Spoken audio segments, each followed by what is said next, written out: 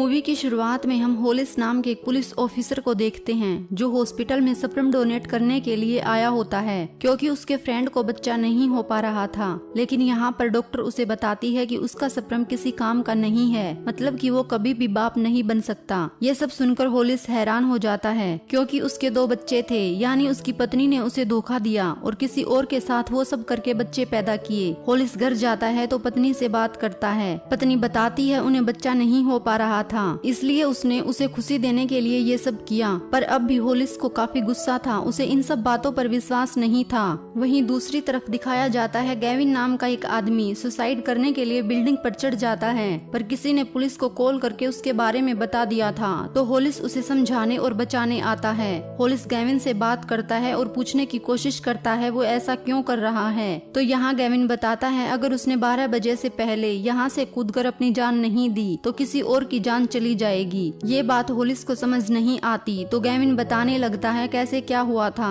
Gavin जिस building में रहता है वहीं उसके पड़ोस में शाना और जोय नाम के पति पत्नी शिफ्ट होते हैं। शाना और गैविन एक ही स्कूल में पढ़ते थे। गैविन एक होटल में मैनेजर के रूप में काम करता था, तो शाना भी वहीं जॉब करने लगती है। इस तरह ये दोनों फिर से एक दूसरे के फ्रेंड बन जाते हैं। वहीं एक दिन शाना और जोय उसे डिनर के लिए इनवाइट करते हैं, पर जब गैविन अपने फ्रेंड क्रिस के साथ इनके घर डिनर पर जाता है तो वहाँ डिनर शुरू करने से पहले जोय भगवान से प्रार्थना करता है और बोलता है वो गैविन और क्रिस के गुनाहों को माफ कर दे, क्योंकि जोय को लगता था वो दोनों गे हैं, पर सच्चाई ये थी कि सिर्फ क्रिस ही गे था। जोय उन्हें पापी भी कहता है, तो गैविन गुस्सा होकर यहाँ से चला जाता है। वहीं जब गैविन और क्रिस बातें करते हैं तो गैविन बोलता है बाइबल में लिखा हुआ है जो लोग गे हैं उन्हें मार देना चाहिए। जोय भी इसी तरह से सोचता है, इसलिए उसने ऐसा कहा होगा। अब यहाँ से गैविन जोय की वाइफ के साथ इंटीमेट होकर उससे बदला लेने का डिसाइड करता है। वहीं जब होटल में शाना क्रिस से मिलती है तो उसे सॉरी बोलती है। ये दोनों बातें करने लगते हैं तो गैविन उसे लंच के लिए पूछ लेता है, पर इस होटल में काम करने वाली मेड शाना के पति को जानती थी, इसलिए ये लोग कहीं और जाकर लंच करते हैं। फिर बस में घर जाते हुए शाना गैविन से पूछने लगती है क्या उसने शादी नहीं की।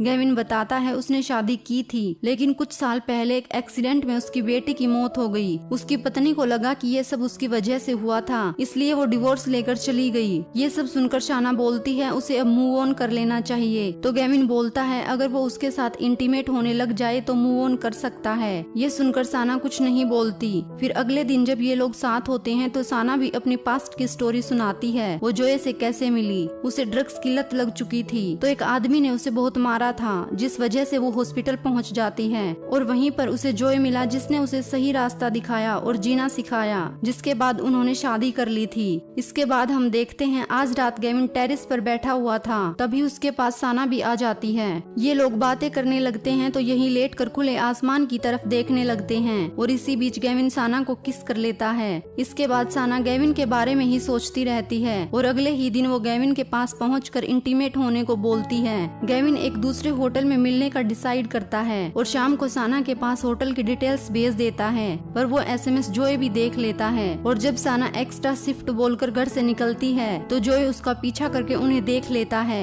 उसे काफी बुरा लग रहा था। वहीं अगले दिन शाना गैविन को बताती है शायद जोय को सब पता चल गया है, इसीलिए वो उससे ज्यादा बात नहीं कर रहा, पर फिर भी ये लोग इसकी परवाह न करते हुए कई बार इंटीमेट होते हैं, पर हर बार जोय को भी इसके बारे में पता चल जाता है। वहीं गैविन को भी अब शाना से प्यार होने लगता है और फिर एक दिन शाना उसे बोलती है क्यों न वो दोनों साथ रहने लगे, इससे दोनों काफी खुश रहेंगे। ये सब सुनकर गैविन भी हाँ कर देता है। लेकिन जिस दिन शाना जोय को छोड़कर जाने वाली होती है तो उस दिन जोय बोलता है वो उससे बहुत प्यार करता है, इसलिए आज उसे होटल में ले जाकर पूरी तरह से सेटिस्फेक्शन देना चाहता है। इतना बोलकर वो शाना को होटल में ले जाकर इंटीमेट होता है। इसके बाद शाना कुछ दिन और उसके साथ रहने का डिसाइड करती है। वहीं एक दिन जोय गैविन को घर बुलाता है। वो उसे बाइबल में लिखा हुआ एक पैसेज सुनाने लगता है कि उसमें लिखा है अगर कोई शादी करने के बाद किसी और के साथ अफेयर रखता है तो उन दोनों को खत्म कर देना चाहिए। जोय के हाथ में गन थी तो गैविन डर जाता है, पर अभी वो गैविन को यहाँ से जाने देता है। लेकिन कुछ देर बाद उसे कॉल करके बोलता है अगर उन दोनों में से एक भी मर जाएगा तो वो भी काफी है, और तभी वो गैविन को सामने वाली बिल्डिंग से कूदकर सुसाइड करने को बोलता है।